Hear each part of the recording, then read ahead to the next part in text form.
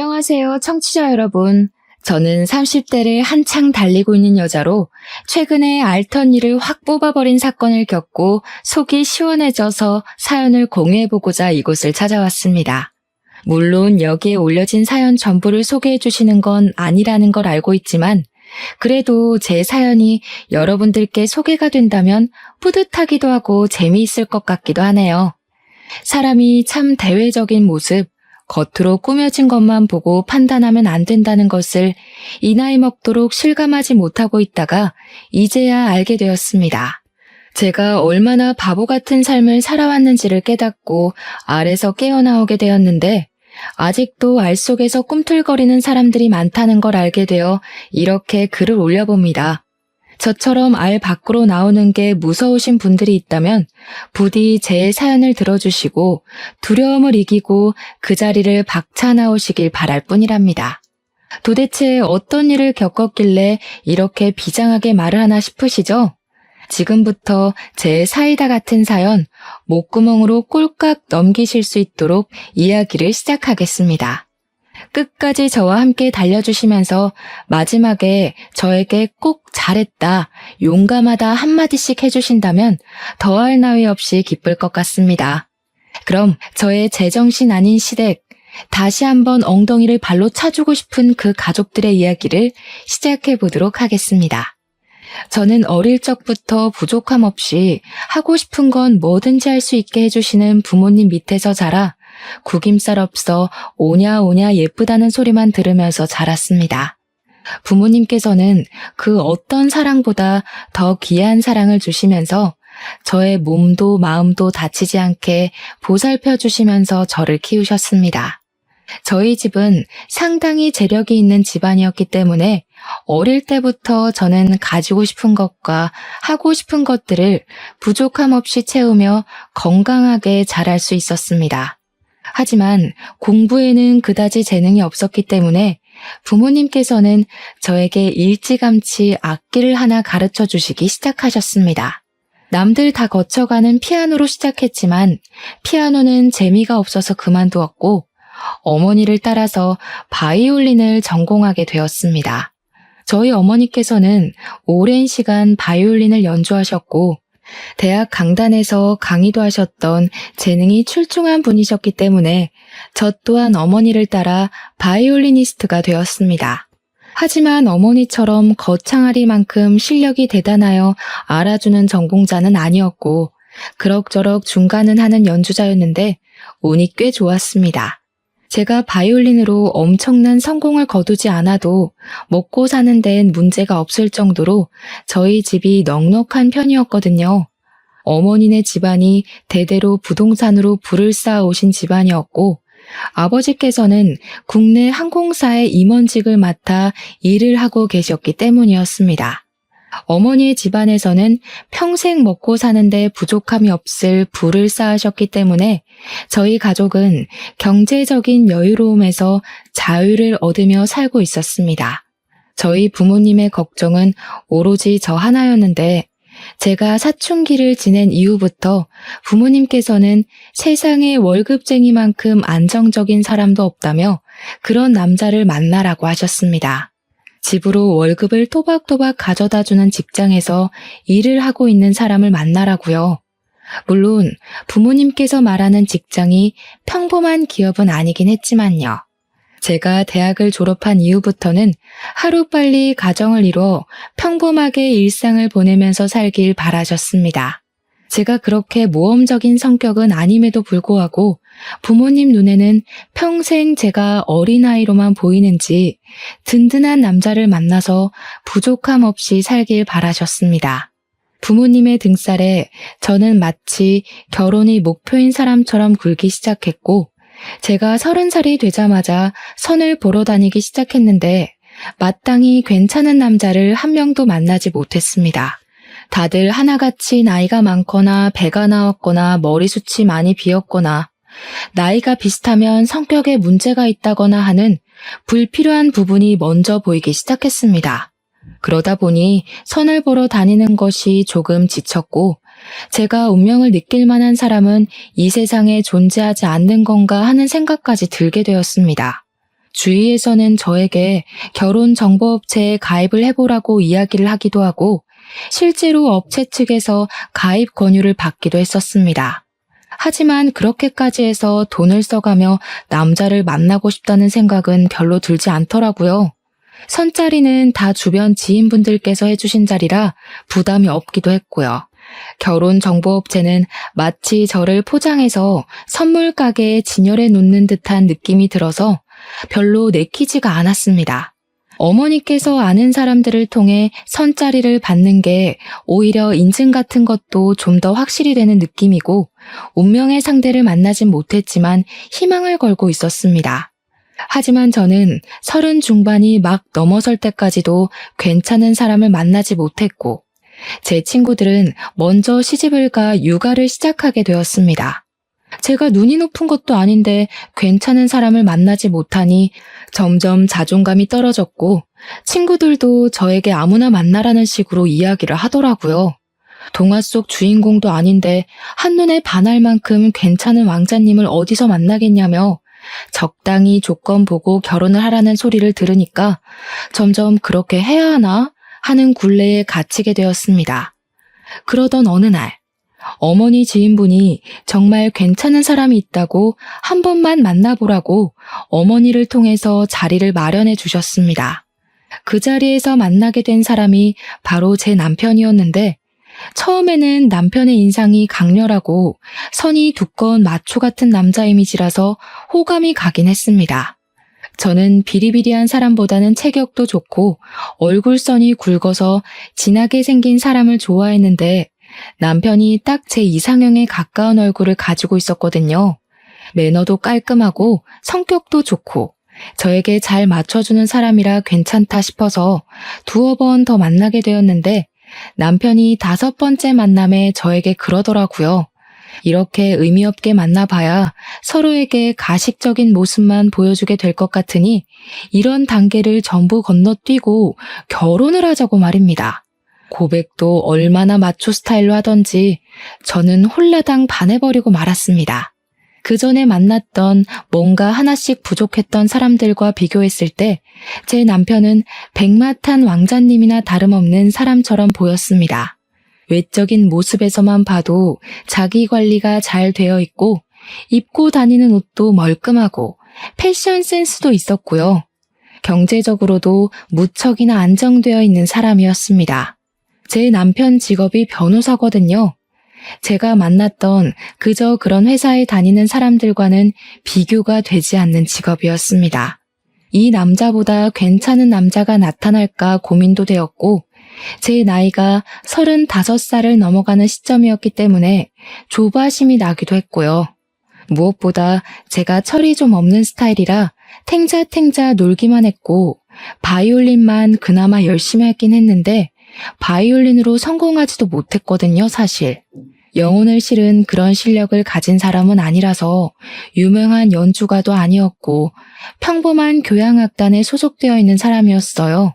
남편은 저에게 저 하나 먹여 살릴 능력은 되니까 같이 살자고 이야기를 하는데 우리 집에서도 제가 빨리 결혼을 하길 바라기도 했고 친구들도 그렇고 그냥 충동적으로 결혼합시다 하면서 고개를 끄덕이게 되었습니다. 결혼을 하기로 했다고 집에 이야기를 하니까 당연히 부모님께서는 너무나도 좋아하셨죠. 거기다가 직업이 변호사라고 하니 평생 돈 걱정은 없겠다고 하셨고요. 남편이 저희 집에 찾아와서 인사를 드리는데 아버지께서도 법조계 쪽으로 아는 분들이 꽤 많으셨기 때문에 남편에게 이것저것 물어보셨습니다. 자네는 어디 로펌에서 일을 하고 있나? 상속 전문? 기업 전문? 아니면 기업에 소속된 변호사인가? 아니요. 저는 땡땡 변호사 사무실에 있습니다.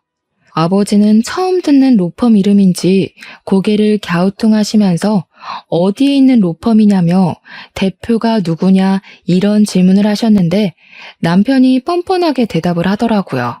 본인 대학 선배가 대표로 있는데 같이 하자고 해서 다른데 취업하기도 어렵고 그냥 거기 들어가서 사건이 들어오면 수임료 챙기면서 일을 하고 있다고 했습니다. 저도 남편이 변호사라는 것만 알고 있었지 한 달에 얼마를 버는지 얼만큼 일이 들어오는지까지는 모르고 있었기에 조금 놀랐죠. 남편은 거기서 말을 아끼지 않고 변호사들도 좋은 로펌에 가야 돈을 많이 버는데 자기는 그런 급은 아니라면서 며칠 동안 사건이 없는 날도 있어요 하면서 웃는 게 아니겠습니까? 그 말을 듣자마자 아버지의 표정이 상당히 미묘하게 구겨지는데 사건이 없으면 수임료도 없는 거니까 한마디로 무급이라는 소리를 하고 있는 게 아니겠습니까? 저는 남편이 너무 솔직하게 모든 걸 털어놔버린 바람에 놀라서 사례가 들리고 말았고 연신 기침을 뱉어야 했습니다. 그 이후에 상견례 자리를 가지게 되었는데 그 자리에서 이런저런 이야기를 나누다가 남편의 사무실에 사건이 없다는 이야기가 다시 한번 나오게 되었습니다. 남편은 부끄러움도 없는 건지 자신이 돈을 많이 벌지 못하는 변호사임을 계속 강조했고 부담스럽게 저희 집에 잘 부탁드린다는 이야기를 하더라고요. 아무래도 아버지께서 이리저리 아는 분들도 많으시고 국내 유명 항공사의 임원으로 계시니 콩고물이 떨어지기를 바라는 것 같았습니다. 저는 그 상견례 자리에서 그런 이야기가 나오는 것에 불편함을 느끼고 남편에게 조용히 그만하라는 식으로 이야기를 했는데 그걸 시모가 본 것 같았습니다. 시모가 눈을 뾰족하게 뜨면서 그 자리에서 저에게 핀잔 섞인 말투로 이야기를 하더라고요. 변호사 되는 게 뭐 쉬운 일인 줄 아니? 사건이 없으면 세상이 평화롭고 좋다는 뜻인 거지. 앉아서 악기만 다룬 애가 이 섬세한 직업을 뭘 알겠니? 악기를 다루는 일이 얼마나 섬세한 작업인데 우리 딸에게 그런 소리를 하십니까? 시모가 저를 꾸짖듯이 이야기를 하자 어머니께서 순간 발끈하셔서 시모에게 한 소리를 하셨습니다. 웃기게도 저를 잡아먹을 듯이 이야기하던 시모는 어머니께서 개입을 하자 바로 깨갱하시면서 서둘러 다른 주제로 말을 바꾸시더라고요. 어머니께서는 은근히 불편해하시고 시모는 눈치를 보는 상황이 지속되었지만 상견례 자리인 만큼 결혼에 대한 이야기를 나눠야 했기에 아버지와 시부는 조율을 하셨습니다. 결혼식은 어디서 할지, 손님이 몇 명이나 올지, 청첩장은 얼마나 찍을지 그런 상투적인 이야기가 오가고 식사 자리가 마무리되었습니다. 끝까지 어머니께서는 불편해하셨고 시모는 우리 집이랑 사돈을 맺고 싶긴 했는지 그런 어머니의 비위를 맞추시더라고요. 집으로 돌아오는 길에 어머니께서는 악기하는 걸로 트집을 잡는 집안이랑은 사돈 맺기 싫다고 말을 하셨는데 아버지께서 그런 어머니를 진정시키셨어요.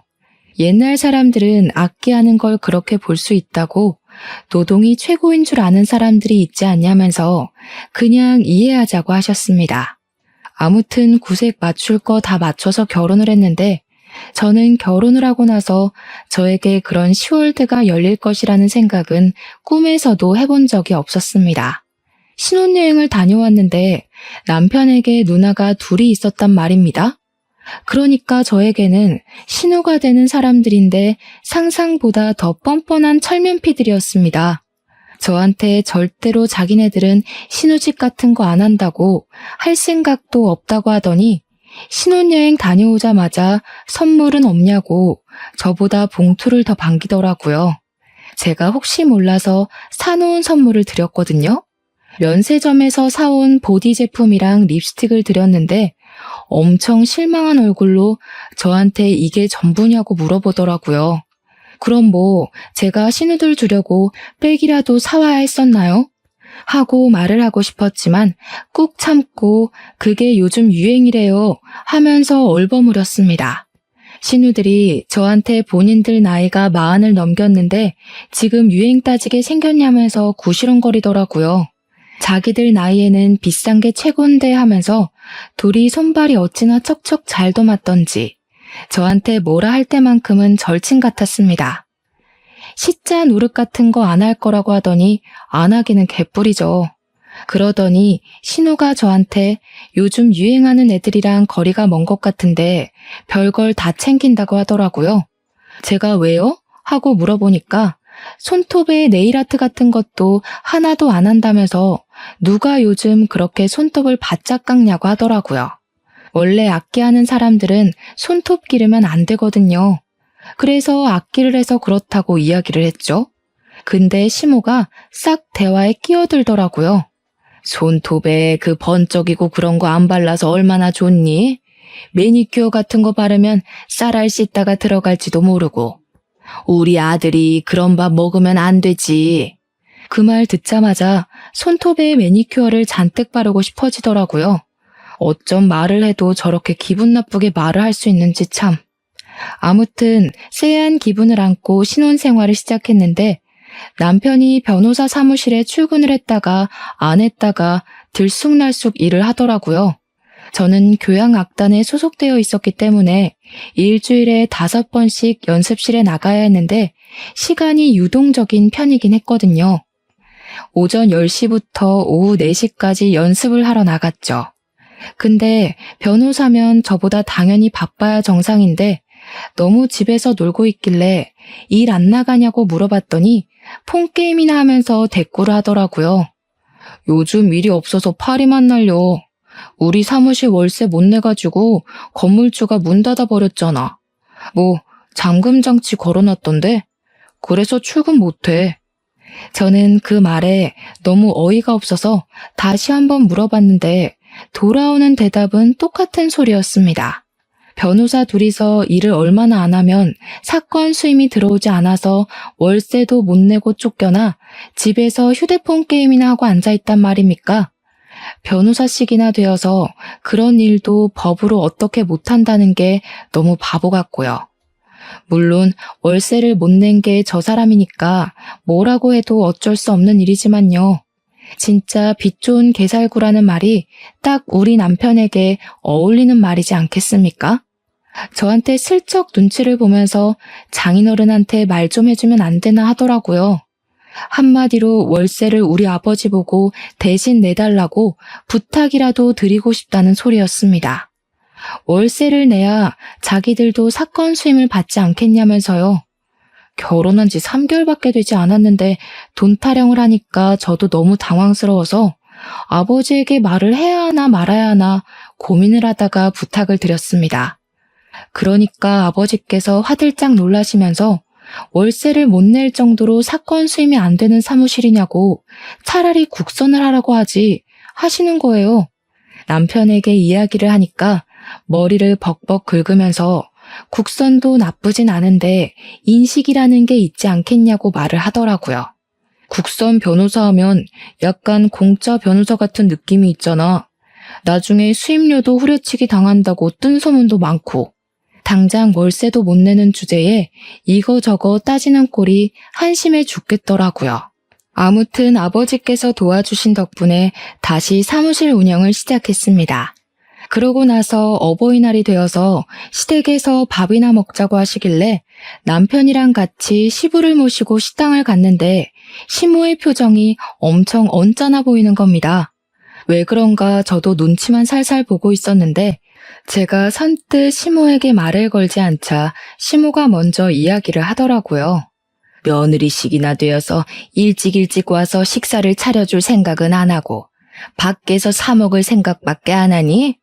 우리 아들이 벌어온 돈을 그렇게 물쓰듯이 쓰는 거야?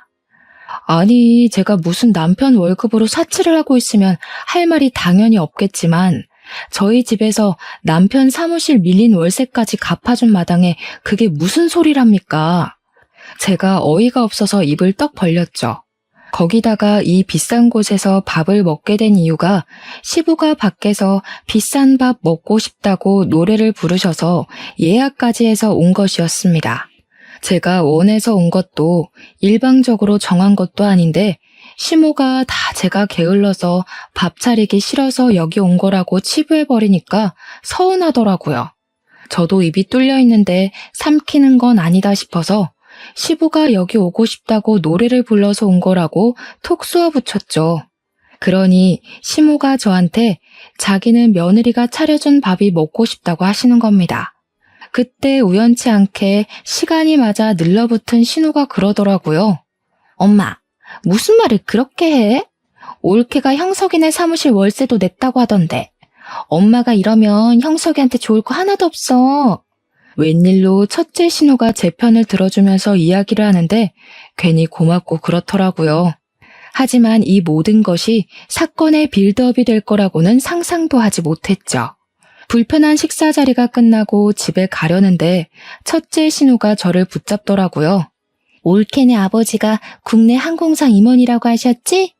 내가 다른 건 아니고 이번에 우리 시댁이랑 같이 해외여행을 가거든. 좌석 업그레이드 좀 해주라고. 그게 가족 한정이라서요. 아마 안 될걸요? 어머, 임원 백이라는 게 있잖아. 그리고 나랑도 올케랑 가족으로 묶인 사이 아니야? 부탁 좀 할게. 전부 다 꿍꿍이가 있어서 제 편을 들어주는 척했던 것이었습니다. 저는 이건 아니다 싶어서 안 될 것 같다고 우리 아버지께서 부탁을 한다 해도 규정이라는 게 있다고 말을 했습니다.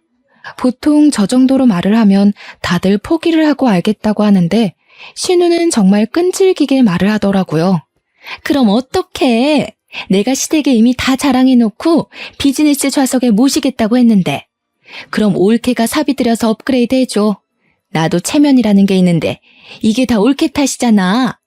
아니 신우, 이런 식으로 일방적으로 통보를 하는 법이 어디 있어요. 저한테 물어보고 하신 것도 아니고. 제가 왜 사비를 써서 신우 시댁 자리를 업그레이드 해드려요? 그러니까 신우가 저한테 애원을 하기 시작하는데 이미 시댁에 자랑 다 해놨다. 시부모는 비싼 좌석 타는 줄 안다. 자기 체면 좀 살려줘라. 온갖 말을 다 하더라고요. 때를 쓰고 박박 우기기도 하고 피곤해서 뿌리치고 가려고 하는데 식당 주차장에서 실랑이를 벌이고 있으니 시모가 다가오셨습니다. 너네 왜 그러냐고 무슨 일이냐고 하는데 신우가 선수를 쳐서 지한테 유리하게 이야기를 하는 게 아니겠습니까? 마치 제가 되는 걸 안 되는 것처럼 한 것 마냥요. 사돈 어른한테 비행기 좌석 업그레이드 좀 해달라고 부탁했더니 안 된다고 제가 단칼에 잘랐다고요. 아니, 앞뒤 사정 다 빼고 그렇게 이야기를 하면 어떡합니까? 그런 걸로 유세를 떠내 만회하는데 제가 어이가 없어서 이대로 넘어가면 호구 잡히겠다는 생각이 들었죠. 한 번이 어려운 거지 이런 부탁은 한 번 들어주면 두 번, 세 번 부탁하게 되기 마련이거든요. 제가 언제 유세를 떨었어요? 신우가 먼저 통보하듯이 저한테 말한 거잖아요. 이러시면 저도 곤란하죠. 그러니까 시모가 혀를 끌끌 차면서 임원이라고 우스대더니 이런 거 하나 못 해주는 거냐고 시댁 부탁이면 자다가도 일어나서 해줘야 하는 거 아니냐고 하더라고요. 그 말에 진짜 사상이 엿보이고 저희 집을 무시하는 처사라는 게 느껴져서 저도 발끈했습니다. 무슨 시댁이 갑이고 제가 을도 아닌데 제가 왜 그래야 해요? 부부는 평등한 관계예요, 어머님. 그러니까 시모가 제 등짝을 찰싹 소리가 나게 치더니 남자랑 여자랑 어떻게 같을 수가 있냐고 하는 게 아니겠습니까? 억울하면 남자로 태어나래요. 그걸 옆에서 지켜보는 남편은 꿀먹은 벙어리가 되어서 딴청이나 부리고 휴대폰이나 보고 있고요. 배신감까지 느껴지더라고요. 바짝 고개 숙이고 부탁을 해도 모자랄 판에 당당하게 나오니까 진짜 해주기 싫더라고요. 저는 이런 부탁 못 들어드립니다. 저희 아버지는 공정하게 회사 일을 하시는 분이에요. 회사에도 규율이라는 게 있습니다. 그럼 어떡해? 나 이미 시댁에 설레발이란 설레발은 다 쳐놨는데 돈도 없단 말이야. 제가 발을 동동 구르는 신우를 보고 남편 옆구리를 쿡 찌르니까 그제야 신우한테 미리미리 말을 해줬어야지 장인한테 부탁하기 어렵다고 하며 한마디 거들더라고요. 그러자 시모가 눈을 세모나게 뜨면서 장인어른이 그깟 월세 한번 내줬다고 눈치라도 주는 거냐면서 남편에게 다그치듯이 이야기를 하는데 가관이었습니다. 본인은 그깟 월세 한번 도와준 적 없으면서 말은 똑바로 해야지. 도와준 사람은 전데 왜 욕을 먹는 것도 제가 되어야 하는지 이해를 할 수가 없었습니다. 남편이 제 표정이 점점 굳어지니까 그런 거 아니라고 그냥 그런 부탁을 한다는 것 자체가 어려운 거라고 하더니 저한테 집에 가자고 하더라고요. 남편도 더 이상 이야기를 해봐야 좋을 게 없다고 판단을 한 건지 자리를 서둘러서 정리하려고 했습니다. 차에 타서 집으로 오는 내내 제 표정이 한껏 구겨져 있었는데 남편은 눈치까지 밥 말아먹은 건지 나 잘했지? 이러고 있더라고요. 그러면서 자기도 할 만큼 했으니까 저한테 아버지한테 부탁이라도 한번 해보라고, 만약 비즈니스로 업그레이드 되면 서로 좋은 거 아니냐고 하더라고요. 저는 욕만 먹었는데 도대체 서로 좋은 거라는 소리는 어디서 나오는 건지, 남편한테도 아버지께 그런 부탁드리는 거 눈치 보이고 싫다고 했더니 남편이 입을 다물더라고요.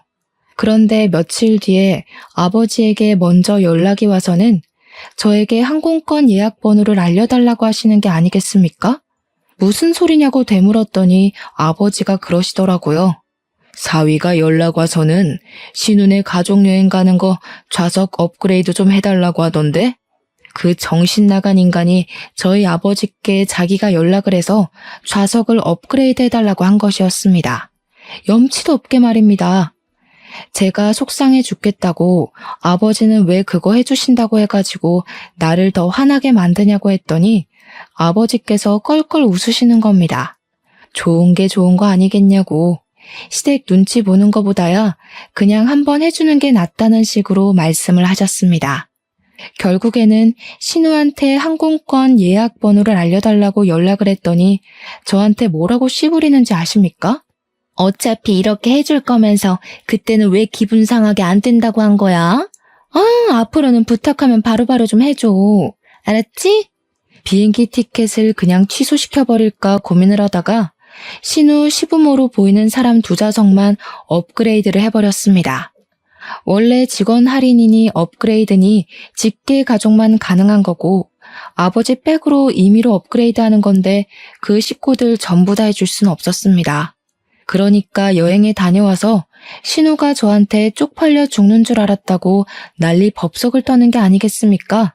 자기들도 당연히 비즈니스 좌석 해줄 줄 알고 한껏 으스댔는데 시부모 자리 2개만 해줄 수 있냐고 하면서 그렇게 안 받는데 올케 뒤끝 대박이라고 하더라고요. 해준 걸 감사하게 생각할 줄도 모르고 말입니다. 좌석값만 2배 차이가 나는데요.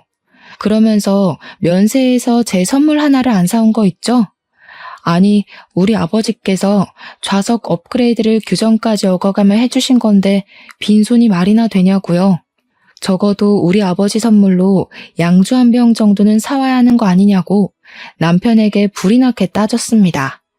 그러니까 남편이 속 터지게 장인어른 부자잖아, 양주값이 한두 푼도 아닌데 부담됐나 봐 하는 거예요. 우리 아버지 덕분에 비행기 좌석값 절약했으면 당연히 그런 성의는 보여야 하는 거 아니냐고 했더니 지네 누나가 그럴 돈이 있었으면 돈 주고 비즈니스 끊고 가지 않았겠네요. 그러면서 장인어른도 치사하다고 누나 좌석까지 업그레이드 해주지 이러고 있는 거예요.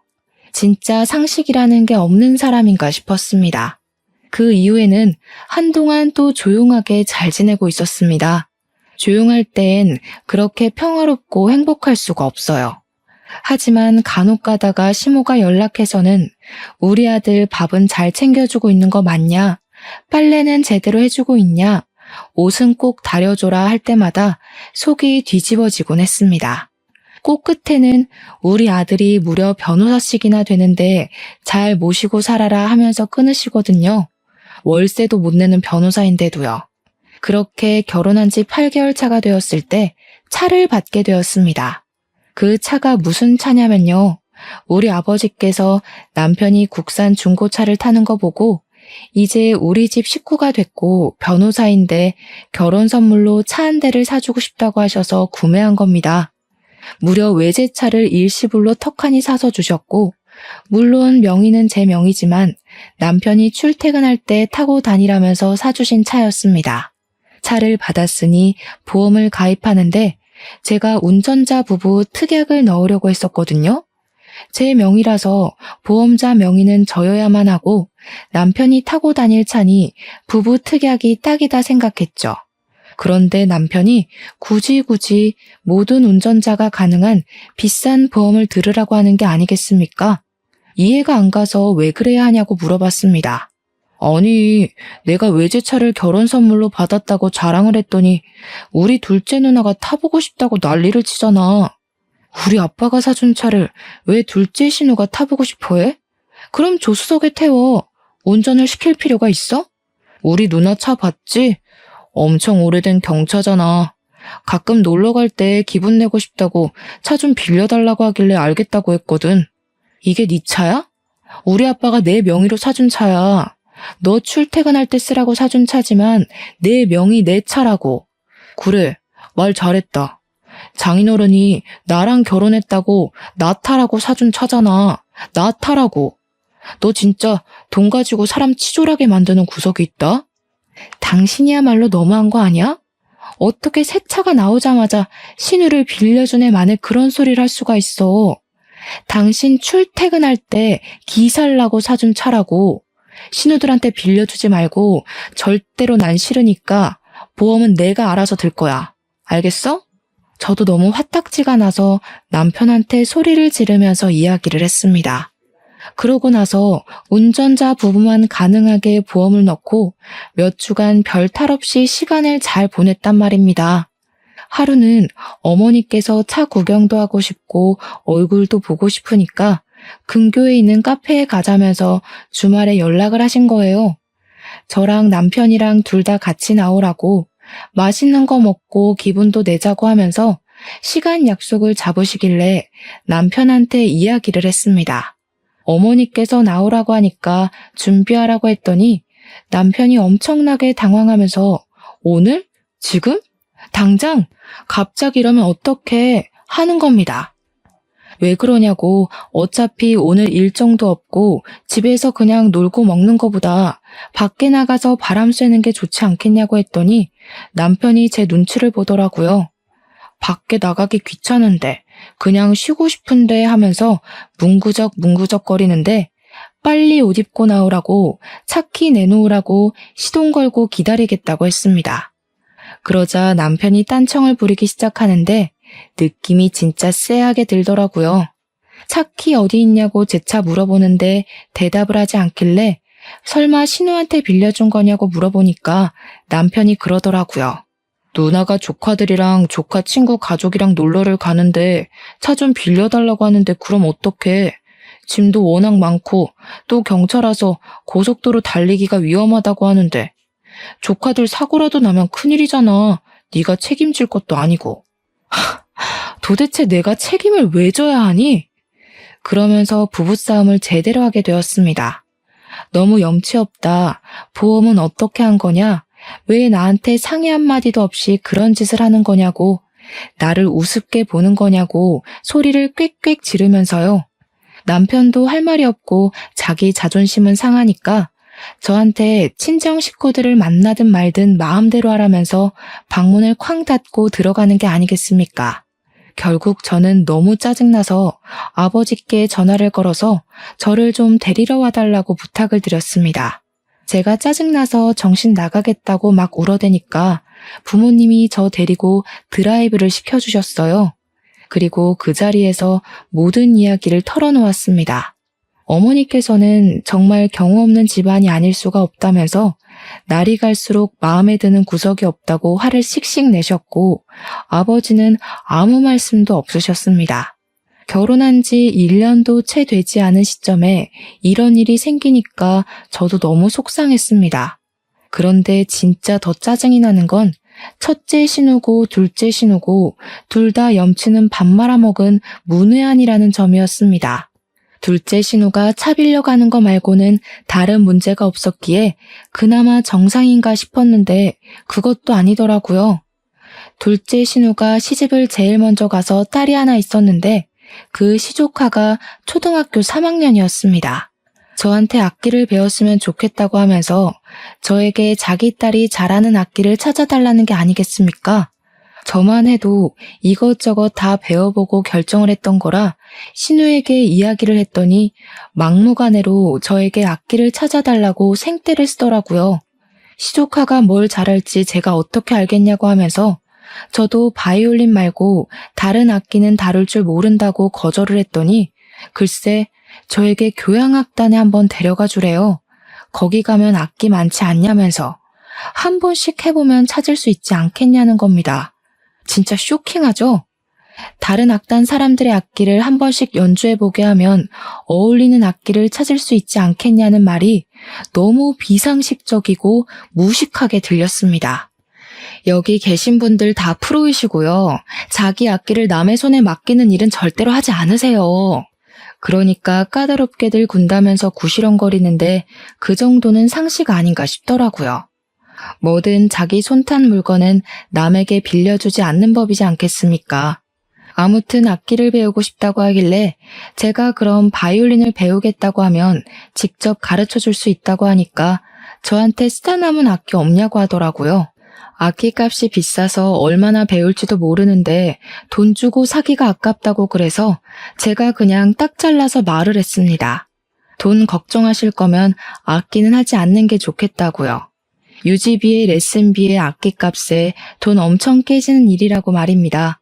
그 이후에 돈이 많이 든다는 말에 오기가 생긴 건지 뭔지 저한테 음악 쪽 일을 시키고 싶은데 싸게 후려칠 수 있는 방법 좀 알려달라고 둘째 신우가 쪼아대고 첫째 신우는 둘째 신우만 차 빌려주냐고 본인들도 빌려달라고 닥달을 하고 거기다가 시모는 자기 아들이 왜 이리 말랐냐면서 변호사 마누라씩이나 됐으면 사건을 좀 턱턱 물어와야 하는 거 아니냐면서 제정신 아닌 소리를 아무렇지 않게 하더라고요. 결혼한 지 1년쯤 되었을 때 저는 빠질 데도 없는 살이 5kg나 빠져 있었습니다. 보다 못한 우리 어머니께서 이혼하고 다시 집으로 돌아오라고 하셨고요. 제가 교행 악단 정기 공연을 준비하는데 계속 전화해서 방해하고 일을 시키려고 하고 마음에 안 드는 티를 팍팍 내니까 너무 지쳐버린 거죠. 남편이 중재라도 하면 다행인데 계속 우리 가족한테 그것도 못해줘? 이 말만 반복하고요. 참는 자에게 복이 있다고 정말 제대로 기가 막히게 복수를 하면서 새 인생 찾아갈 기회가 생겼습니다. 저희 결혼 1주년 기념일쯤 시부모님 결혼 40주년이랑 겹치는 바람에 온 가족이 해외여행을 가자고 말이 나온 겁니다. 당연히 저에게 온 가족 좌석을 비즈니스로 업그레이드 해오라며 항공권 구매까지도 저에게 해달라고 하더라고요. 뿐만 아니라 호텔도 예약해라, 일정도 쪄놔라.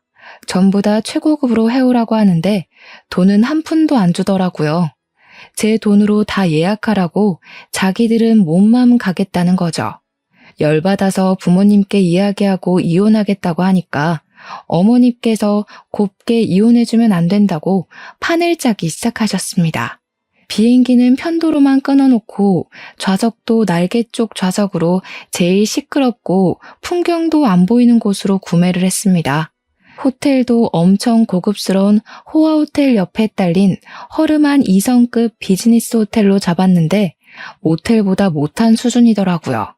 여행 준비는 제가 하겠다며 시댁에 떵떵 큰 소리를 쳐놓고 고급 호텔에 비즈니스 좌석을 끊어놓은 것처럼 뻥까지 쳤습니다.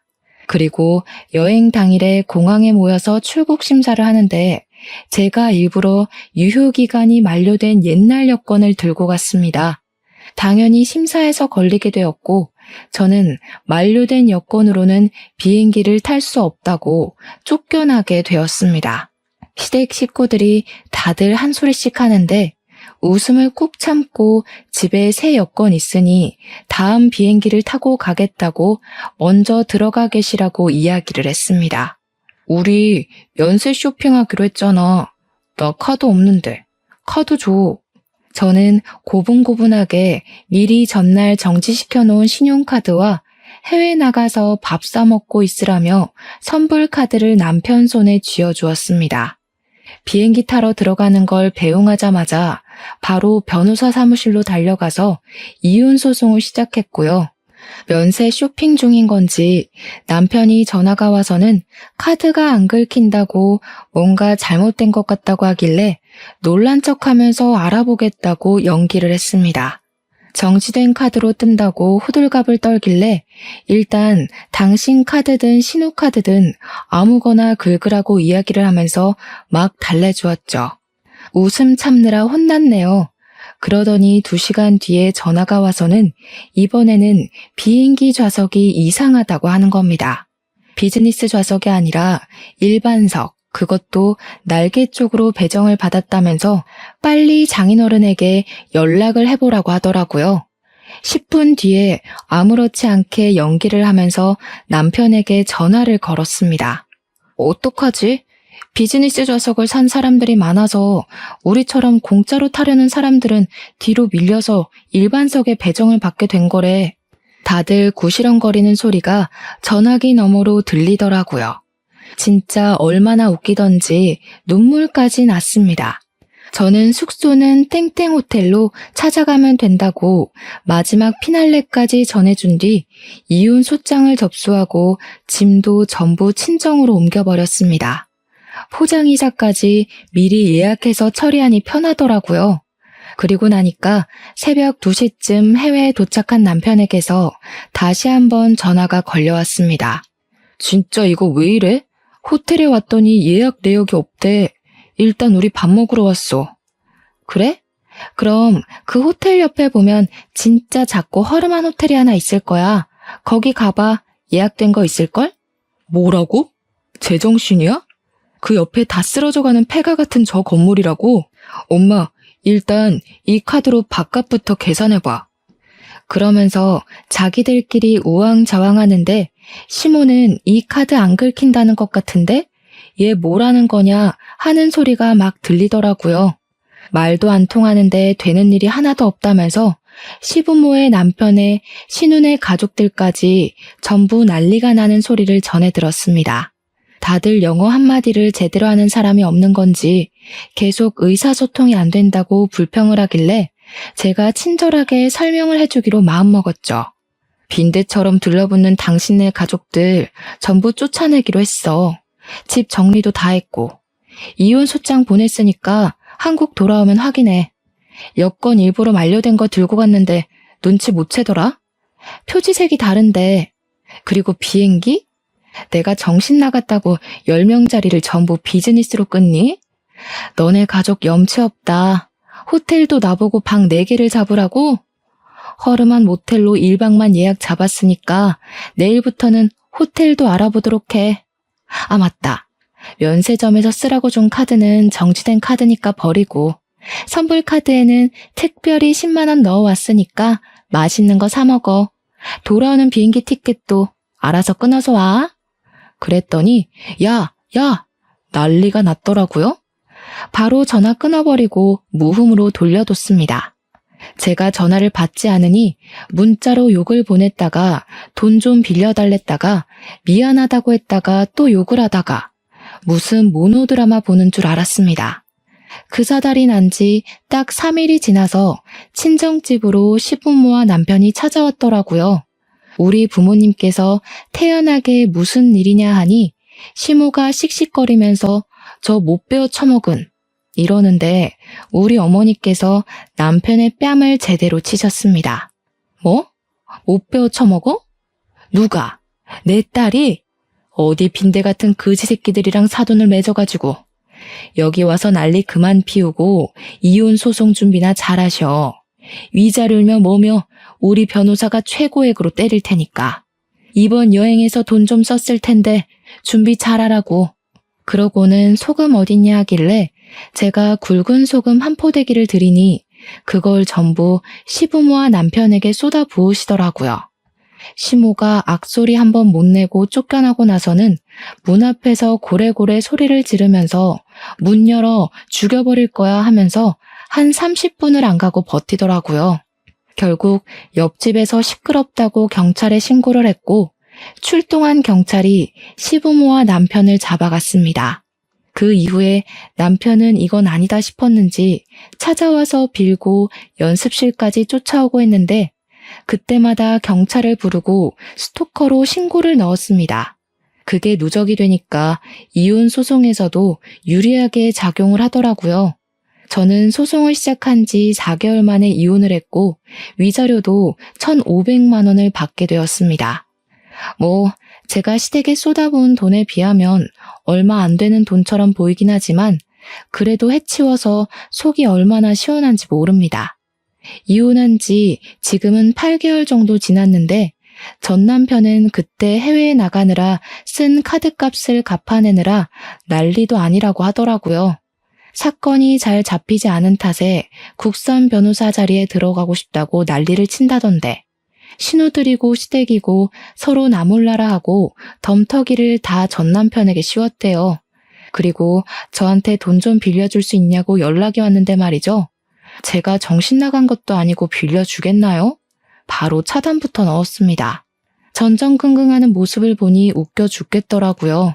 이래서 수준 차이가 나는 사람을 만나면 안 된다는 걸 깨닫게 되었습니다. 겉모습에 현혹되지 않고 속 알맹이는 보는 사람이 되려고 노력 중인 지금 좋은 사람이 다시 한번 나타나길 바라며 글을 마무리하겠습니다. 길었던 제 사연 들어주신 여러분 정말로 감사합니다.